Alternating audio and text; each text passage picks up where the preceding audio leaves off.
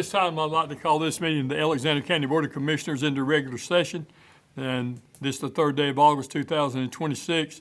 And at this time, I'd like to call on Commissioner Marty Pendle for the invocation. That will be followed by Commissioner Ronnie Reese for the Pledge of Allegiance. If you would, please rise. Heavenly Father, we come to you today, Lord, just to praise your name, Lord. We're so thankful for your grace and your mercy. And Lord, just thank you for being a just God. And Lord, just pray that you be with Alexander County. This meeting today, Lord, that your will be done and no one else's. And Lord, we pray that you be with our service members at home and abroad and things going on overseas. Lord, just pray that you be with their families and them individually. And Lord, just pray that you be with the United States as we're going through perilous times. Lord, just pray, and we're thankful for our personnel here in the county and all the folks that are involved in things running smoothly on a day-to-day basis. Lord, we pray that you be with our law enforcement and also our medical personnel, Lord. Just keep your hand on them as they go to these calls and the families involved. Touch them as only you can. In your holy name we pray. Amen. Attention, salute, pledge. I Pledge allegiance to the flag of the United States of America and to the republic for which it stands, one nation, under God, indivisible, with liberty and justice for all.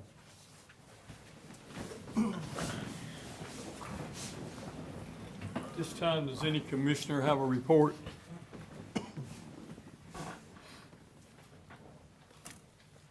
Well, gentlemen, on Friday at about 1 o'clock, we had the opportunity, Commissioner Reese and Commissioner Pendle, and Commissioner Herman and myself and our county manager, we attended the ribbon cutting of Kylie's Sugar Shack, is that what she calls it? Sugar shop. Sugar what? Sugar Shop. Anyway, it's absolutely fantastic. And the thing that I want to say about that more than anything is I've never seen a young lady as excited as she was in the hard work that she's put in to make that building what it is. It's absolutely fantastic. And we had the assistant director of the North Carolina Commerce that was here with us, and he presented a short speech. And above that is two apartments, and it's a great thing that's happened for Alexander County and for the town of Taylorsville. And the biggest thing about that is it didn't cost the county or taxpayers not one penny. All of that was done with grant money. And we've been working on this, I know, for a long time. And it finally came to be. And if you get an opportunity, go by and see it.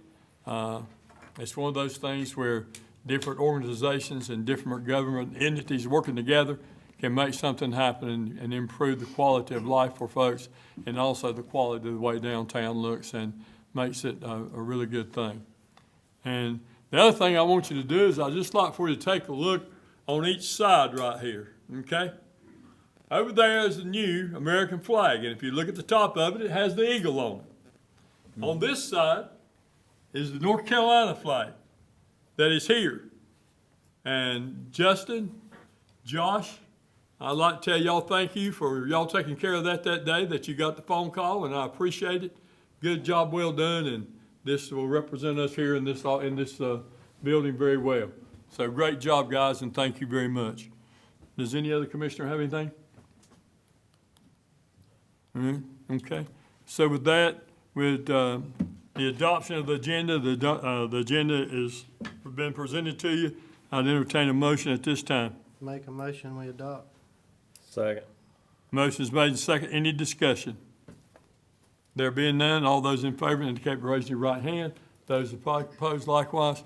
And then you see this chair empty right here. Commissioner Lael will be along shortly. He was running just a little bit behind, and he called and let us know that he would be here shortly. Item number 6 on the agenda is public comment period. We did not have anybody to sign up to speak tonight. Item number 7, the North Carolina Railroad Company micro grant agreement for industrial park site development. And this time I'd like to call on Mr. Michael Worley, the Economic Development Director.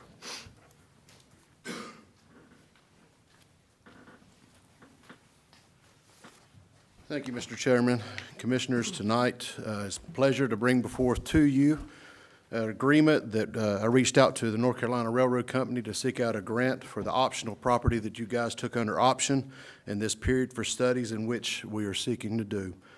Alexander County Economic Development desires to stimulate and develop the economy here in Alexander County, alleviate the problems of unemployment and underemployment by creating and retaining jobs for our citizens and develop local tax base increases. So that way we can pursue an opportunity to help those bring forth a lower tax base. NCRR created this program to provide funding for communities in order to help eliminate site development barriers in which they create a pipeline of investment to new industrial sites. The North Carolina Railroad's micro grant program provides funding for development site evaluations such as environmental site assessments, wetland stream delineations, boundary and other surveys, geological technical reports, and title options. And it increases the number of industrial sites that are ready for development here in the county and North Carolina.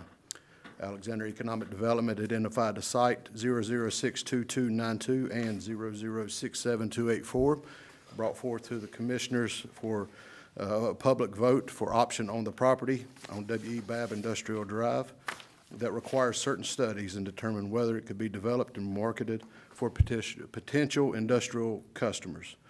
Alexander County Economic Development has applied for this grant for funding to assist with these studies and agreed to award economic development with $50,000 in micro grant to assist with the cost of these studies.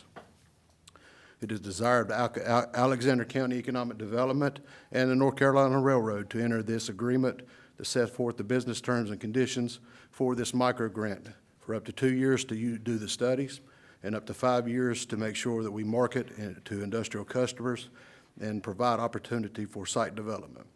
The studies will consist of a Phase 1 ESA, a site survey, and if found necessary by the Phase 1 ESA and site survey, a boundary and topographical survey and ALTA survey, streams and wetland survey, threatened and endangered species survey, and geotechnical studies with borings. It is the pleasure to recommend this agreement to the commissioners to offset the tax dollars, which the county will not pay a dime. Any questions? Best part, county doesn't pay a dime. Absolutely. That's exactly right. Gentlemen, any questions?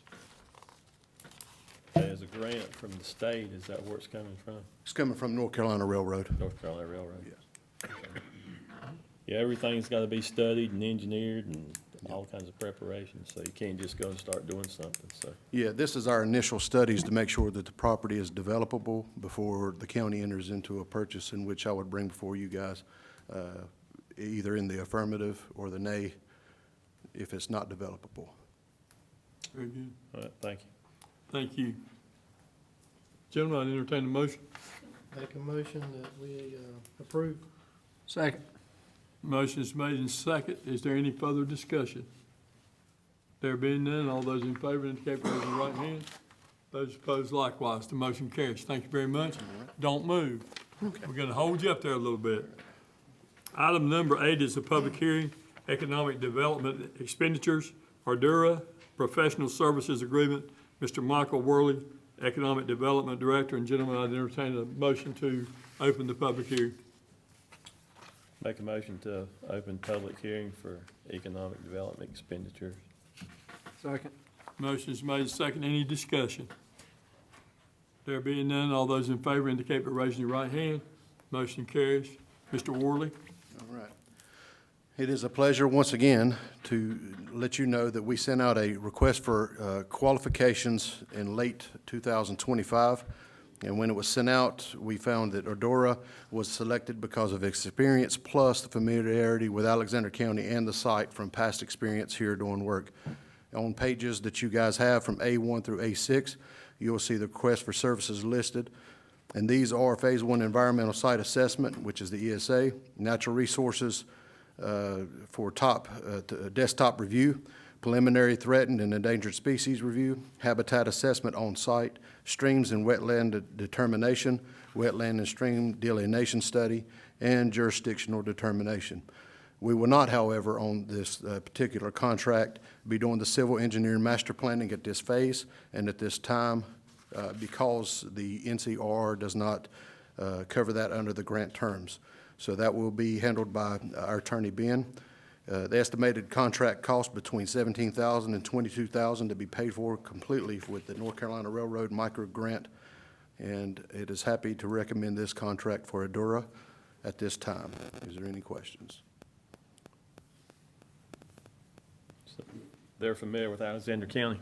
Yes. We've used them before? We've used the consultant on site, Shadwaters. Okay. So people, if there's somebody listening, this is property behind Craftmaster and adjacent to Paragon? Yes. There's nothing on this property right now? No, it's all wooded, and the last studies were even done in about 1990 to 91. Okay, thank you. Now, since this is a public hearing, anybody in the audience has the opportunity to come and speak if they'd like to. And if you have a question or something, if you'd like, come to the microphone if you don't mind and get your name and state your name.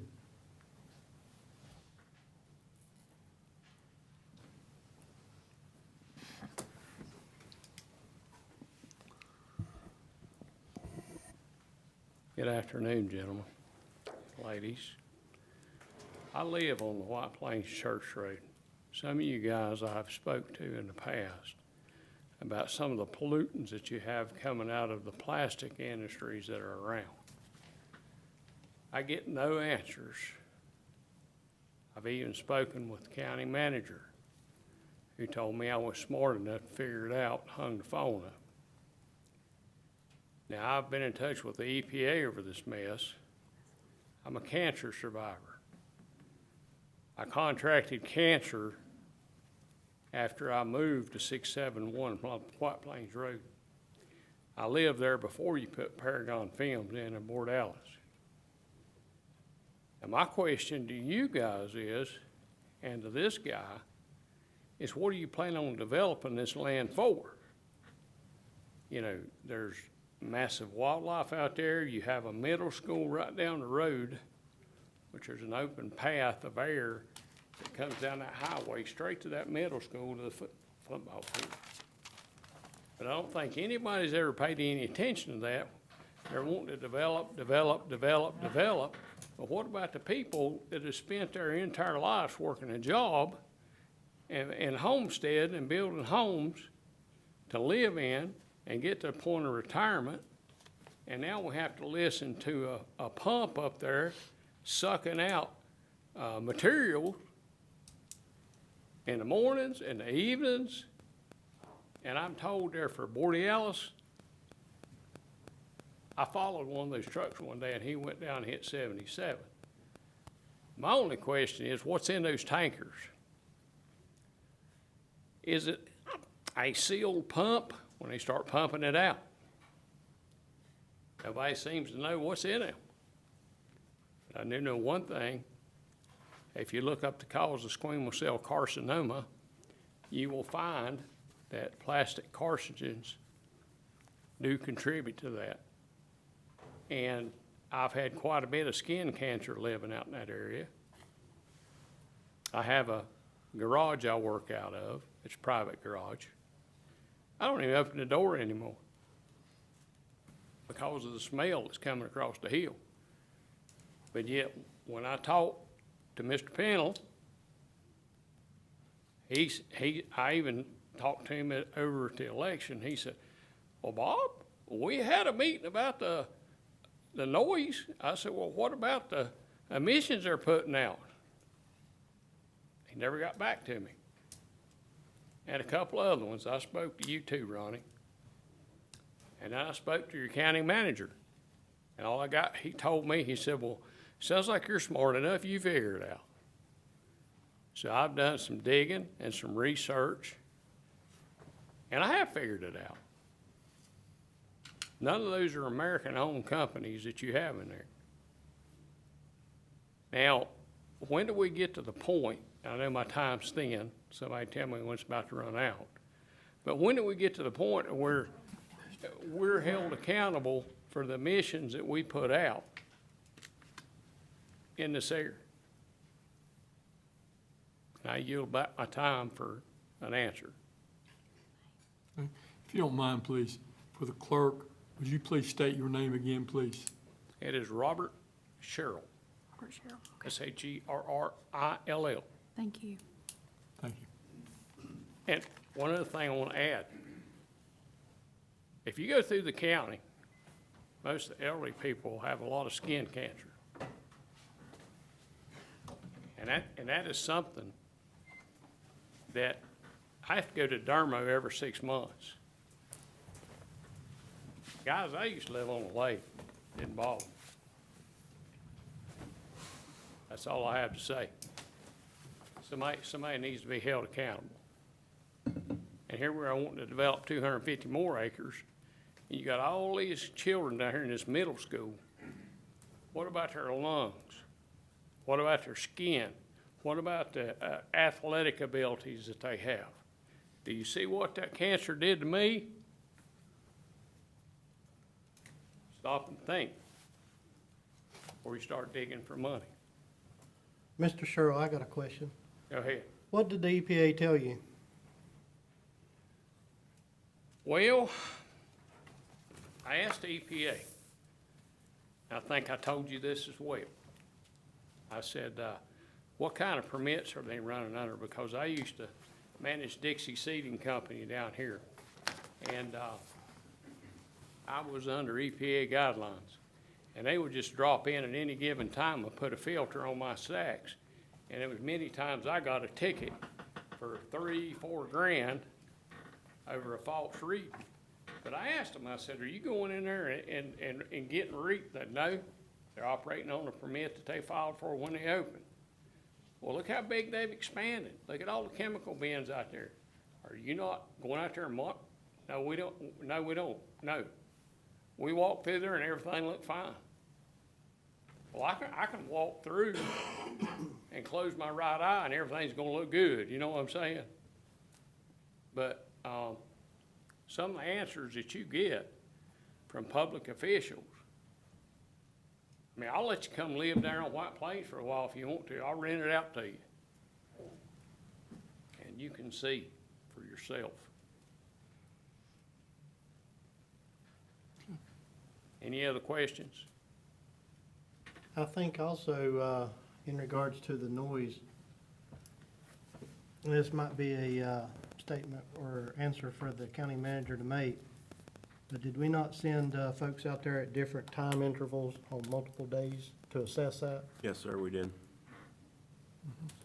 But my complaint wasn't a noise. Somebody else filed that complaint. Go back and look at your records. The reason I brought it up is because you were talking about hearing the pump sucking a moment ago, sir. That's why I brought that up. Yeah. Nobody seems to want to tell you what's in those tankers that are sitting up there on the new expansion of the quote railway system. One more question, for the county manager. Do we have anything recently from the EPA in regards to that site on anything? Not to my knowledge. And, excuse me, were you the one that told me if I was smart enough to figure it out? No, sir, I never told you that. Okay, all right. Thank you. But, the guy that owns Borealis, you guys are familiar with where he lives and what he is? Alexander County backbone is on country living, pure country living. We got some of the prettiest wildlife around here, some of the best attractions, views. But instead of spending all that money, why don't you guys put a bowling alley in here, a theater? Because everybody in this county goes to Hickory, Wilkesboro, Statesville, me included, to spend my money. You know why? What's there to do here? Go eat at Scotty's? I know I'm the one talking a lot here, so I apologize, but, in reference to that statement, that's not a county, entity. That is a private sector That's okay. establishment. That's all right. So, I mean, I don't know how we do that. I just wanted to throw that in there. That's I okay. understand. You know, I'm kind of frustrated with the county as to what they're doing. And, you know, the way the taxes are going, I'm gonna go ahead and get this off my chest. Will you let me do it? All right. We have As somebody. long as you stay on the subject that we're discussing here as far as the public hearing is concerned, yes, sir. All right, well, But if it's not in conjunction with this, be glad for you to come. Then we'll have to I'm make just that gonna difference. explain it to you, because on this public hearing, it's all about what we're talking about here. I got And you. trying to do things. I got If you have something that you would like to say at a later date, if you'd call the clerk, then you can come back and there will be a 3-minute time limit for you to express your opinion about things. And at that time, sir, you would not be able to call anybody out, name or point a finger at anybody. And that's just part of the protocol as the way we do I things. certainly Okay. understand that. I certainly, and thank you for that. Oh, okay? yes, sir, thank you. Yes, sir. And I like to hear something from somebody about what's going on. out Well, there. you know, and I'm not gonna say what's in those plastic tankers down there, but based on everything that I've seen, it was plastic pellets.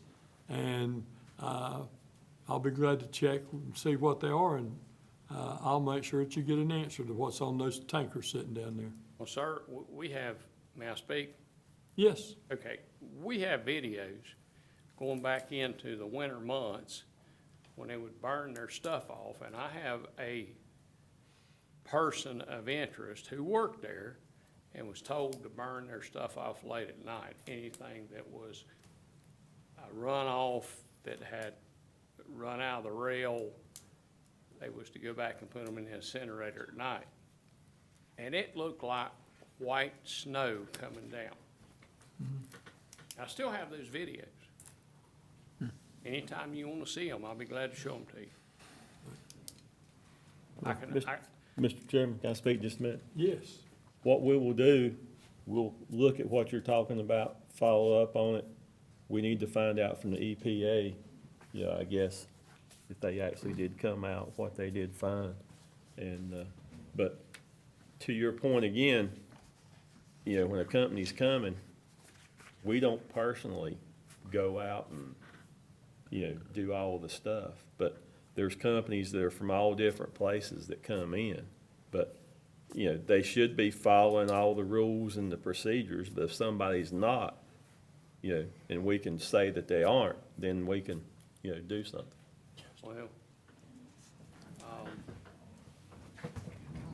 I'm not gonna make any comments. I'll plead the fifth on that one. But, as a plant manager of 26 years, over a rocking chair factory, I know how the EPA works. And, I'm gonna leave it at that. I dealt with them many years. Some days, they got a burr, and you're gonna pay. Some days, they just, how you doing? Good to see you. Out the door.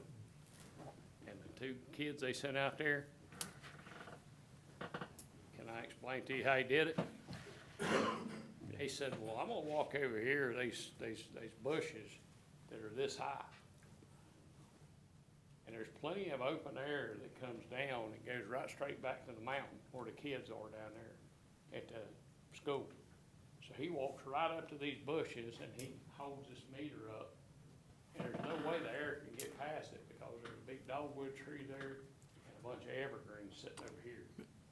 He says, sir, I smell something, but I can't identify it. Well, it was evergreen. Rest my case. Mr. Sheriff, I know that some of the opinions that you may have and some of your thoughts and some of the things that you're talking about, if you would like, I would be more than glad for myself and the county manager to have a meeting with you, and we'll discuss these things if you'd like. And this is the county manager sitting here. He's only been with us about 6 to 8 months.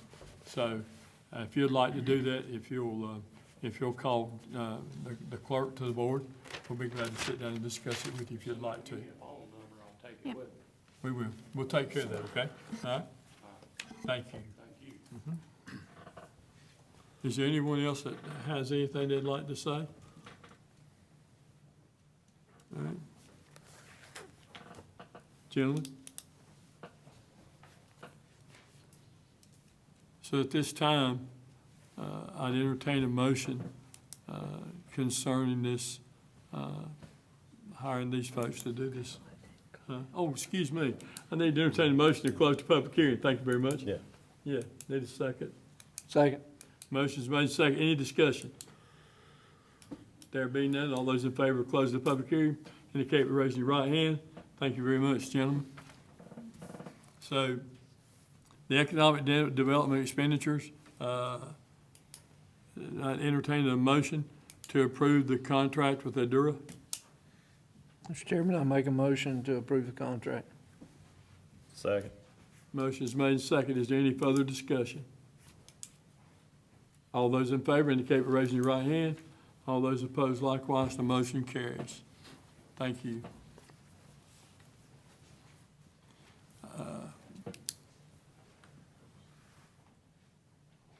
Item number 9 on the agenda is public hearing rezoning case RZ 26-05 Garcia.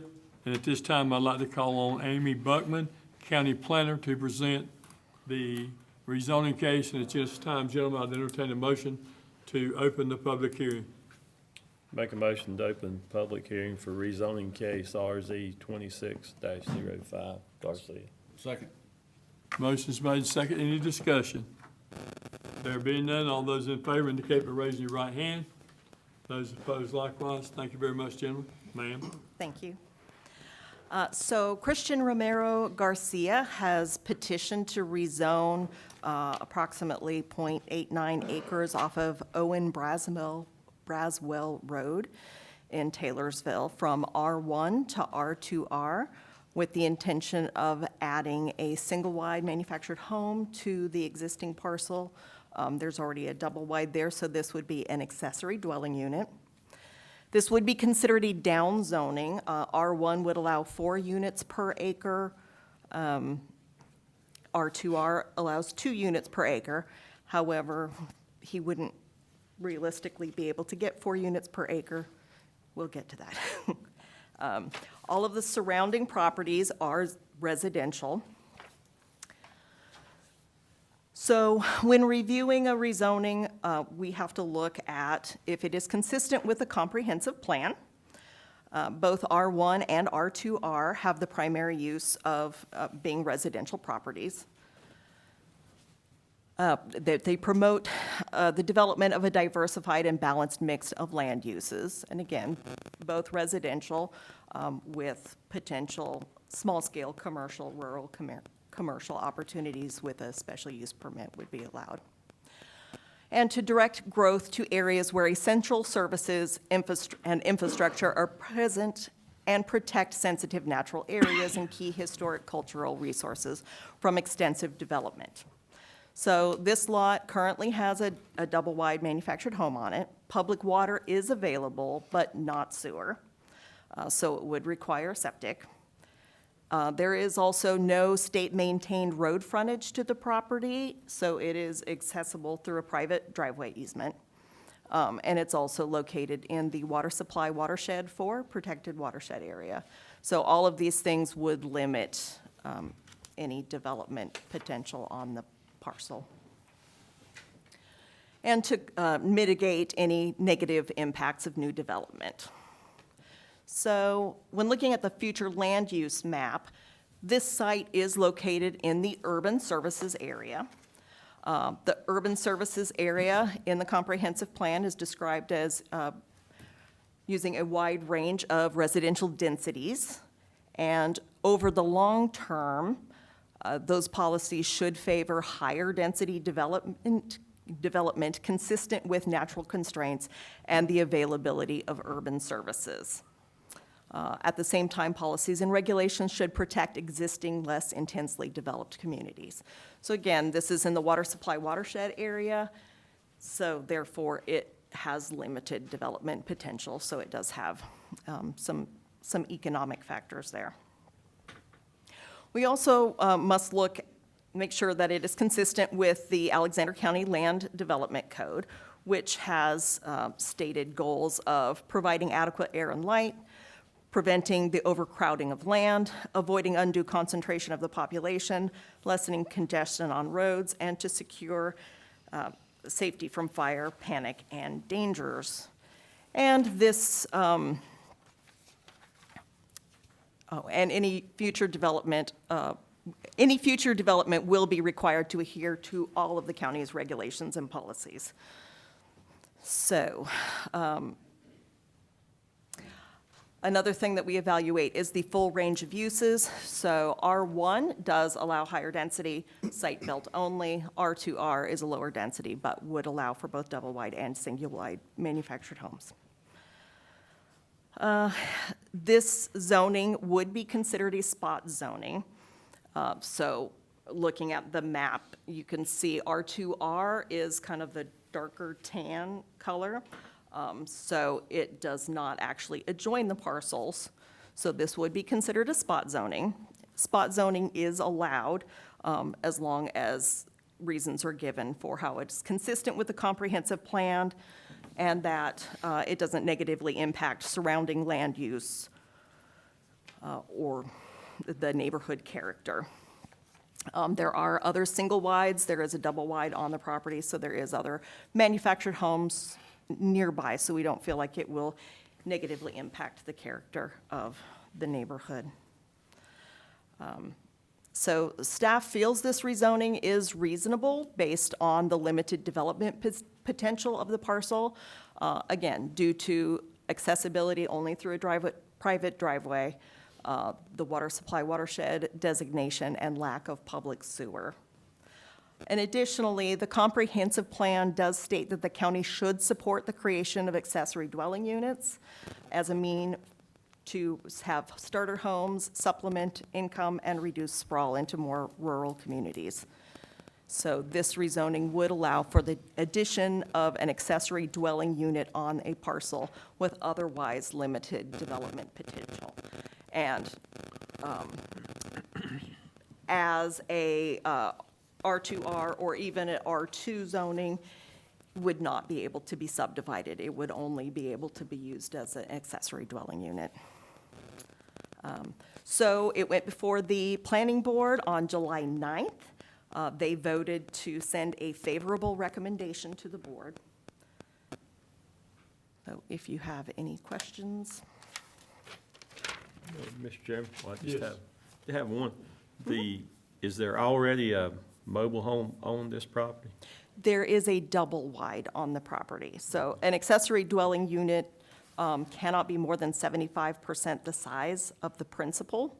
So the double wide would be bigger, this would be a smaller, but there are other single wides in the surrounding So area. .89, they could put 2 septic tanks on this? So they will have to go through that process as an accessory dwelling unit, especially since it cannot be subdivided. They could do a joint septic if that worked out. That will be something they will have to work out with environmental health in order to be permitted. Does he own any other land besides that? No, I don't believe so. So they plan to live in it? It's not gonna be a trailer park, they're gonna rent or live in the trailer probably. The double wide. As far as I know, and Mr. Garcia is here if he would like to answer those questions, but, yeah, as far as I know, it's for personal use. Okay, thank you. As this is a public hearing, anyone in the audience who has anything to say or would like to speak or ask a question, this is your opportunity to do so.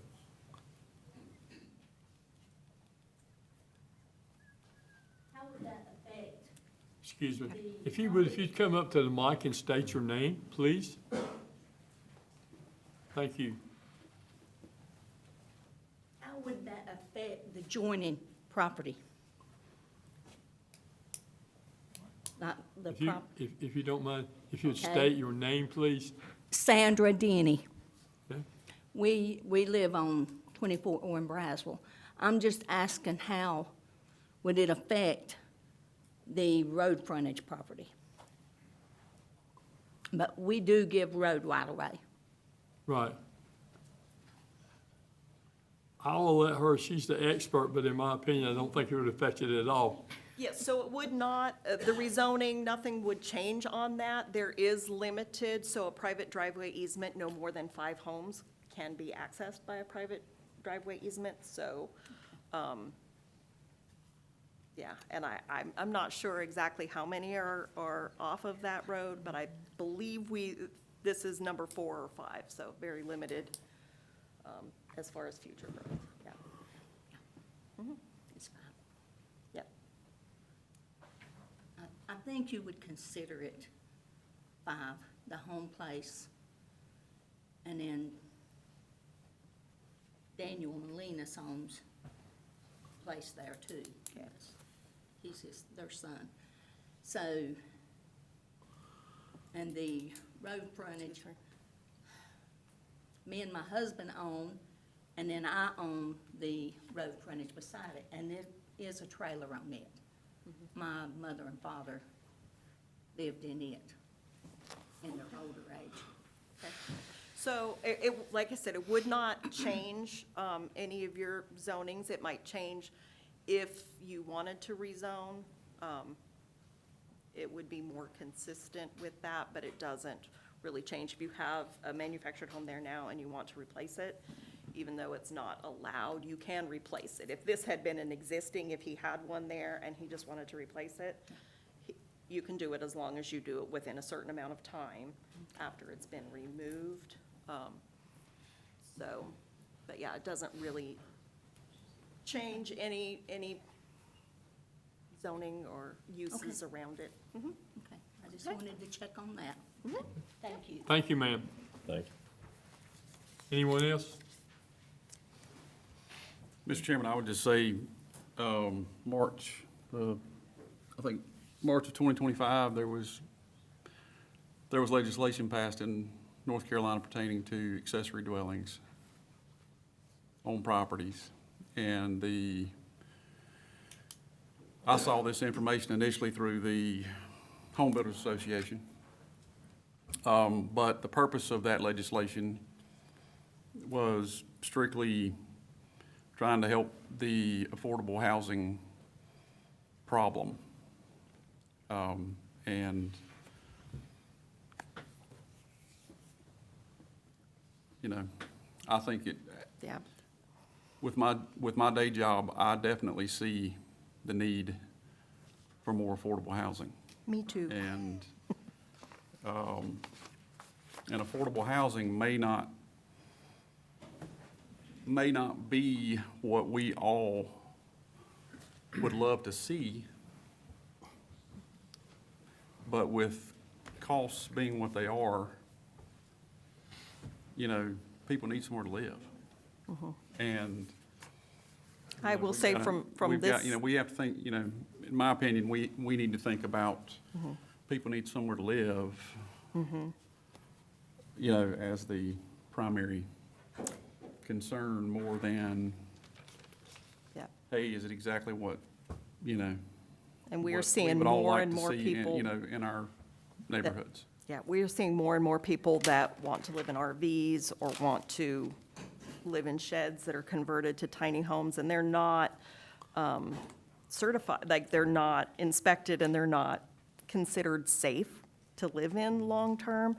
You know, manufactured homes are, and it is a way for, like I said, allowing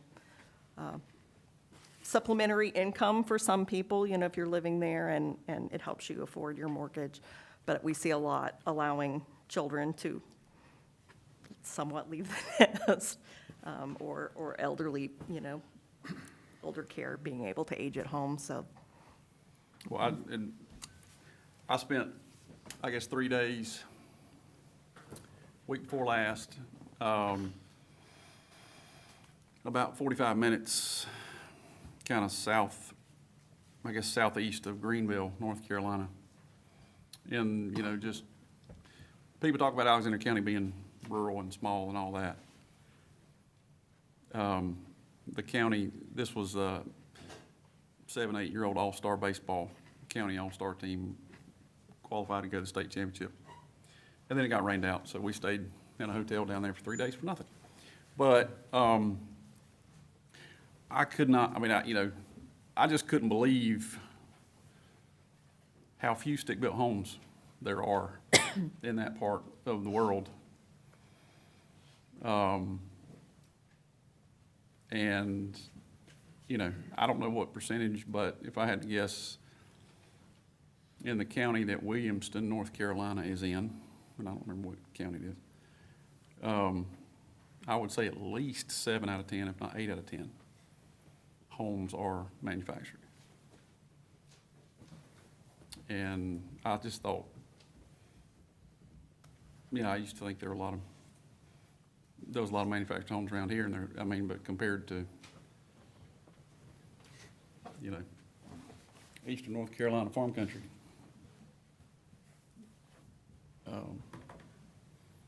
we definitely don't have a large percentage. Is there anyone else? I'll make a comment. On both sides of Macedonia Church Road, you have single wides in that general area, just in regards to the map we're being shown here. We also have single wides on Owen Braswell Road. And the driveway leading into the manufactured double wide, I think, is right beside a single wide. And I do agree with Commissioner Lale. The state did pass legislation offering auxiliary homes on parcels of land, which is a much-needed thing throughout the state, make it more affordable to people to house in-laws or family or whoever. So, I saw someone raise their hand. If you would come forward, please.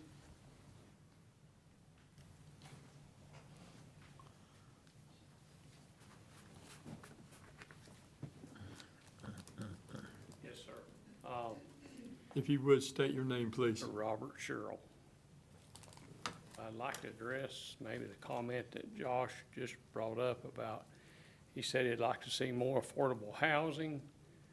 Well, why is it when it comes to reevaluation time, you hire an outside firm to come in and raise people's equity in their homes? They have no intention of selling. Do you not think that that has contributed to unaffordable homes?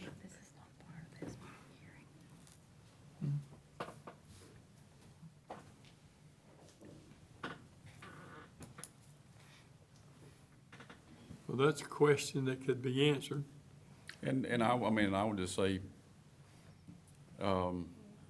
materials, labor, every aspect of building a new home is way more expensive than it was, even a couple years ago. And honestly, I don't know that this discussion pertains to the subject of, of the rezoning.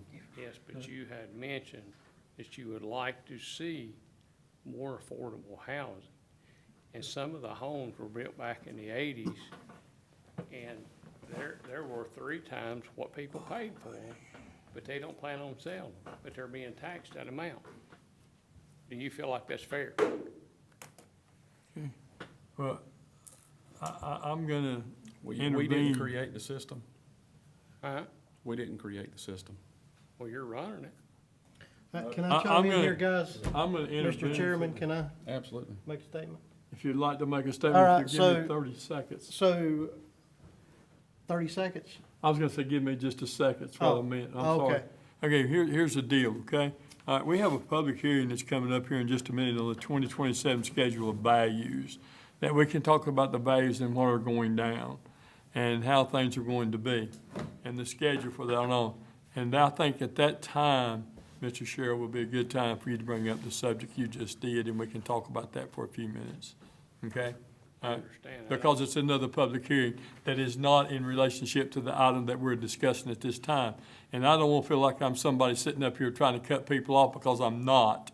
But I think we need to stay on the subject at hand about this rezoning case and hold it to that, and then go into the next issue, which will be item number 10 on the schedule of values. Will be an opportunity to speak about that. But I in no way, shape, or form have tried to cut anybody off. I want everybody to understand that. But I'm just gonna I'm trying to keep it on the subject. That's all I'm trying to do. I was just addressing Mr. Lale. I understand, sir. That's all Okay? I was gonna. Thank you. Mr. Pennell? I'll wait till the evaluation. See, okay, thank you. All right. Okay, so if there isn't anyone else, at this time, I'd entertain a motion to close the public hearing. I make a motion to close public hearing. Do I have a second? Second. Motion's made second. Any discussion? There being none, all those in favor indicate by raising right hand. All those opposed likewise. All right. And gentlemen, I'd entertain a motion as it concerns the rezoning case of RZ-26-05-Garcia. Mr. Chairman, I make a motion that we approve the rezoning case, RZ 2605 Garcia. Second. Motion's made. Is there a second? Second. Motion's made second. Any discussion? There being none, all those in favor indicate by raising your right hand. Those opposed likewise, the motion carries. Thank you, gentlemen. All right, now, item number 10, public hearing, 2027, schedule of values. Mr. Justin Mundy, County Manager. Gentlemen, I entertain a motion at this time to open the public hearing. Make a motion to open public hearing in reference to, schedule of values. Motion's made. Second. Second. Okay, thank you. Motion's made second. All in favor indicate by raising your right hand. Those opposed likewise. County Manager, Mr. Justin Mundy, sir. Thank you, Mr. Chair. So if you'll recall, on July 13th, at our July 13th Commissioners meeting, the 2027 schedule of values was presented. A public hearing is required pursuant to NC General Statute 105-317C. The statute requires a 7-day period after the public hearing before the schedule of values can be considered for approval. A request to adopt the schedule of values will be at the next meeting, September 14th. So we're required by statute to have a public hearing, so that's what we're doing here tonight. Thank you. All right, gentlemen, any discussion?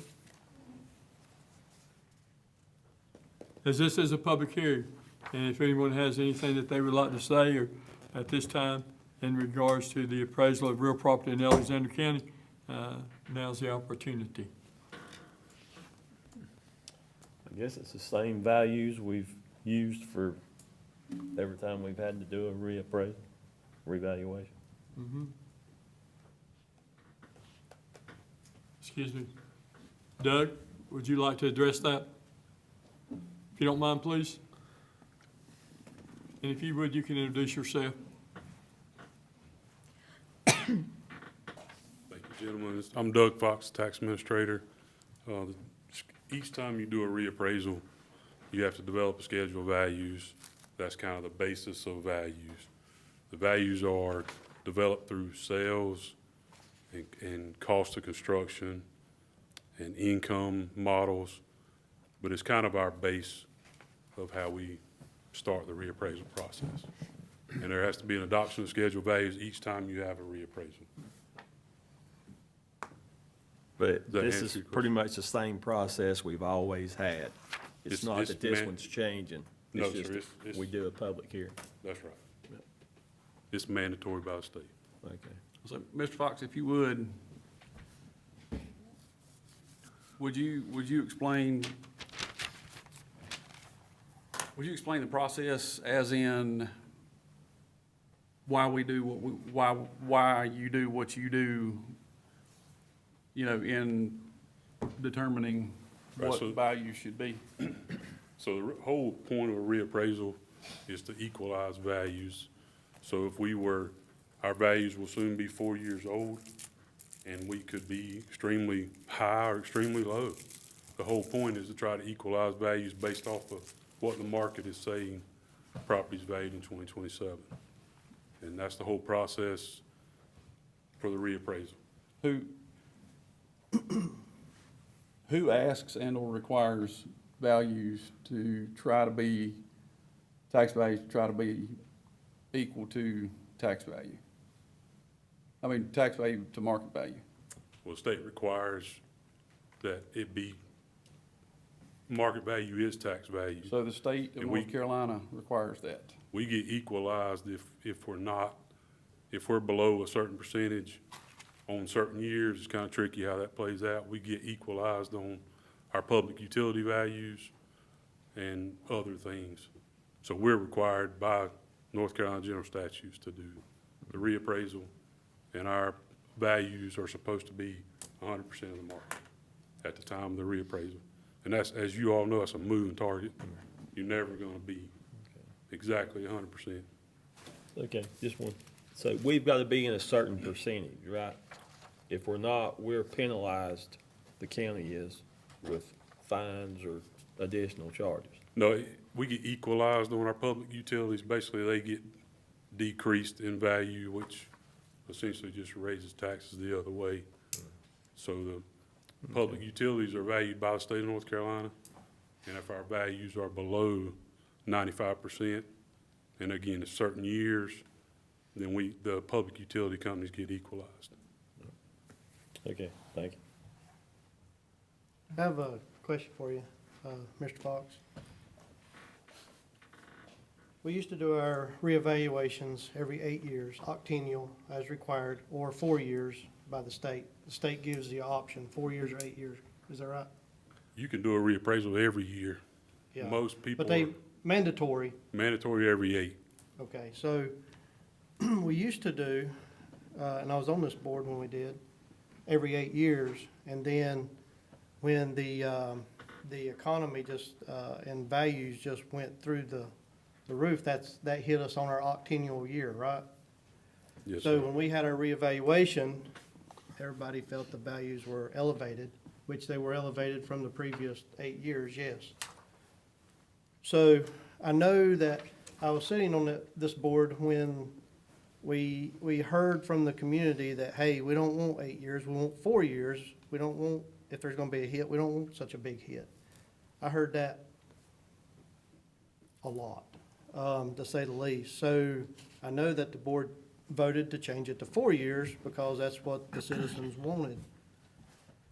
But now, and just full disclosure out here in the community, it's the commissioners are hungry, money hungry, this and that, but our 4-year mark's here now, and that was to appease the citizens 4 years ago. And no, valuation does not set the value. What sets the values, how many properties would you just, I know this is a very out of the sky question, or the last 4 years, how many parcels do you think have sold in Alexander County? Hundreds, Afraid to throw a thousands? number. I mean, where are we at? It's up there, isn't it? Yeah, it's up there. And that's I don't know. houses, land, farms, businesses, you name it, across the board. So that is what sets the values on evaluation.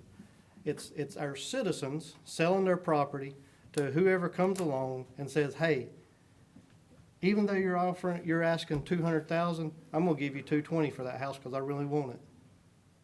That drives the evaluation up. So it would be up to our citizens, honestly, to say, no, I ain't gonna take that 220, give me that 200. That truthfully is how this works. And no citizen that I know of is gonna turn down that extra 20,000.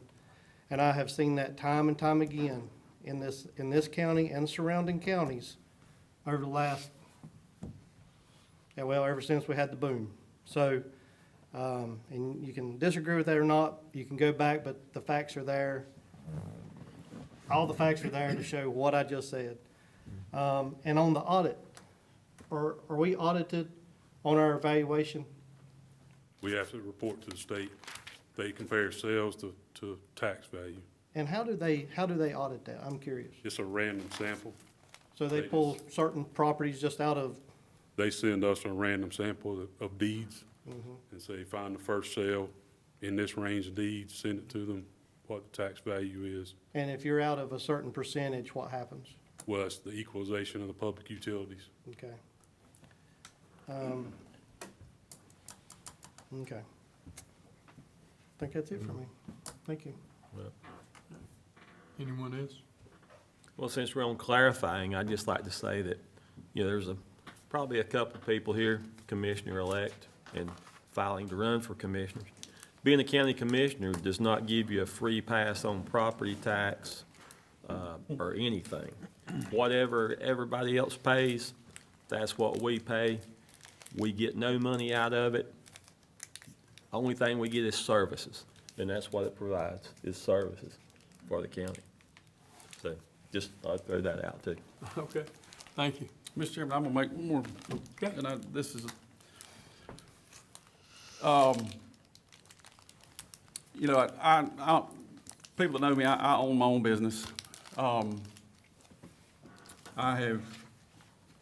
My first job out of college was straight commission, 100% commission. If I sold, it was insurance. If I sold insurance, I got paid. If I didn't sell insurance, I didn't get paid. Wasn't my dad nice? Anyway. Jumped in the real estate business, you know, but anyway, I've always been real estate business and construction, but I've always been self-employed.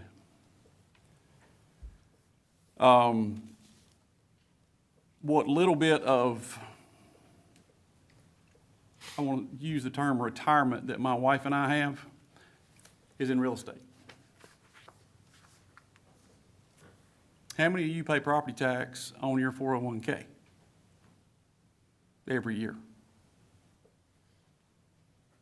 How many of you pay property tax on your IRAs every year? I didn't ask when you draw it out, because guess what? If I sell one of those properties, I get to pay capital gains tax on top of the property tax I've been paying the whole time I had it. Okay? My point is, we don't like paying property tax any more than anybody else does.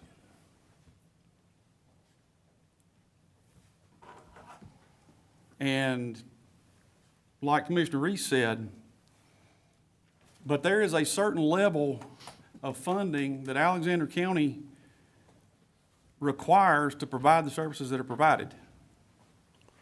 And, you know, people want more to do. Why don't we do this? Why don't we do that? Why don't we do this? Why don't we do that? But we don't want any more people to move here. We don't want any new houses, and we don't want property taxes. Okay, well, explain to me what's going to pay for anything new. And and like Mr. Reese, this is my 10th year on commission. And if I had $1 for every time somebody complained about property taxes, I wouldn't have to go to work tomorrow.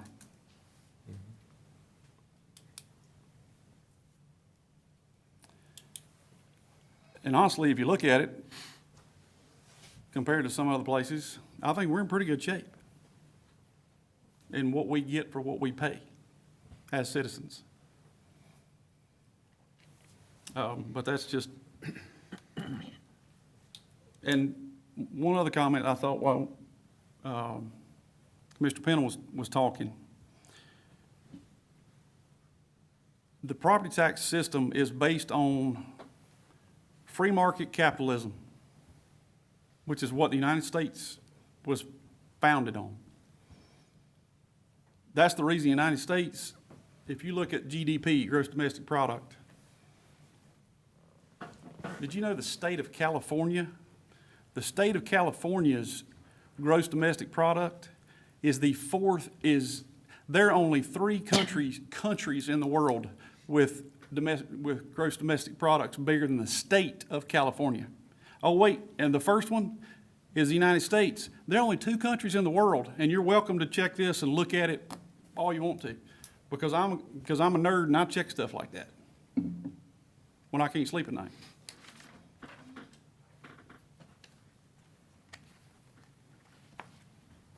But, you know, the value of something is what somebody else will pay for it. You learn that in you learn that if you ever taken an economics class, which I think every person in America should by about the 3rd grade, but we don't. The value of something is what somebody else will pay for it. It's not what you think it's worth. It's not what your grandma thinks it's worth. It's not what your kids think it's worth. It's what somebody else will pay for it. Well, our property tax system is based on what other people have paid for properties similar to yours and mine. I mean, it's really, and it's just kind of, to me, it's a necessary evil. I would love if the world, and I say the world, because I'm not talking about Alexander County, because it's not, but if you ask me, the fairest tax of all is sales tax, because the more you buy, the more you pay. Typically, the more you make, the more you buy. But don't see that happening. So we have the system we have, and we here in Alexander County and on this board, I think, do the best job we can with it. And there's my soapbox for the night. Mr. Elder, I'm gonna make one comment. Go ahead. No longer than I've been here, and that's the reason I'm here. That's the only reason I run for commissioner, was because I was tired of paying property tax. And, you know, wondered what I really got from my nickel. And, but since I've been here, I really think these gentlemen here, I think this board's done a good job, been frugal with the taxpayers' money. I think we tried to show that this year in this new budget by making a 5-cent cut, not knowing what was coming with this revalve. And let's just say we get a 15 or 18% increase. That don't mean everybody's taxes are gonna go out the roof. If this board sets your tax rate to where we can manage the county, they may not be very much uptick. And I feel like this board has done that. And, but it's like Josh said, I farm for a living. My 401k is in my property and whatever I've put together my whole life. That's all I've got to retire on. And, yeah, when I need to buy another piece of property, I don't like having to pay 15 or 20,000 an acre to try to farm it. But that's the reality today. And I just hope there's enough people still in business whenever I finally decide to quit, that'll pay me that $20,000 or $30,000 an acre for my property so I can retire. Or 50. I don't know when it's gonna be, but you can bet if time goes on, it's gonna keep going up. And, but as long as the commissioners are frugal with the taxpayers' money, I dang sure want Chad Pennell to send a deputy if I need somebody at my house. I dang sure want Jeff Sigmund to send a paramedics if I'm having a heart attack. If there's a fire on my property, I want to make sure the fire trucks pull up. And somebody's got to pay for all that. Thank you. All right. Okay. All right, well, the public hearing, I'd entertain a motion at this time to close the public hearing. Make a motion to close public hearing 2027 schedule of values. Motion, do we have a second? Second. Motion made, second. Any further discussion? There being none, all those in favor indicate by raising your right hand. Those opposed likewise. Gentlemen, I'd entertain a motion concerning the 2027 schedule. I don't. We don't have to. That's right. We don't have to vote on it now. That's very good. All right. Thank you. I was gonna vote on it. Number 11, budget ordinance amendments number 2 and 3. County Manager Justin Mundy. Thank you, Mr. Chair. So there's two budget ordinance amendments in front of you tonight for consideration. The first one, number 2, is to increase the sheriff's office budget for the use of federal equitable share funds for equipment purchases. These special funds must be used to increase the law enforcement budget. Fund balance is solely being used as a revenue source simply because the federal funds were received in a prior budget year. This number 2 is also to increase the DSS budget to reflect the fiscal year 27 state and federal grant funding allocation for nutrition expenses and the required local match. Number 3 is to adjust the general fund budget for updated allocations of the fiscal year 27 workers' compensation and property and liability insurance premiums across various departments in the general fund, and no fund balance will be used for number 3. Okay. I'll be happy to answer any questions. Any questions? All those, I'd entertain a motion at this time. Mr. Chairman, I make a motion to approve budget ordinance amendments 2 and 3. Second. Motion's made and second. Any further discussion? There being none, all those in favor indicate by raising your right hand. Those opposed likewise, the motion carries. Item number 12, consent agenda. Justin Mundy, County Manager. Thank you, Mr. Chair. So on the consent agenda in front of you tonight, we have some tax abatements and adjustments and tax refunds for July 6th through July 26th. We have a set of minutes from the July 13th regular meeting. We have a line item transfer report for July 2026. We have a few board committee appointments, Council on Aging and Historic Preservation Commission. And then we have a request from Public Works to surplus a 2006 Ford Taurus, VIN numbers listed, with 112,177 miles. I'll be happy to answer any questions. Any questions? Entertain a motion? Make a motion, we accept the consent agenda and approve as stated. Second. Motion's made, second. Any discussion? There being none, all those in favor indicate by raising your right hand. Those opposed likewise, the motion carries. Thank you, gentlemen. Item number 13, at this time, our county attorney, Mr. Ben Falconberry.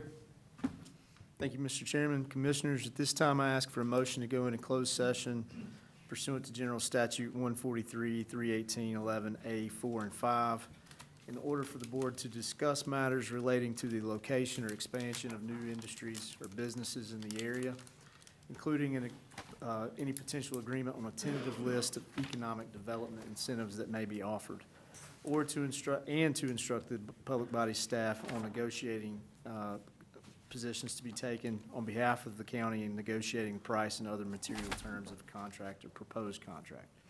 I do not anticipate any further action following closed session. Very good. Thank you, sir. I entertain the motion. Make a motion to approve what he just stated. You have a second? Second. Motion's made, second. Any discussion? There being none, all in favor indicate by raising your right hand. Those opposed likewise. Therefore, the general session at this time will adjourn into a closed session. We will re-adjourn for the primary purpose of adjournment only. Thank you.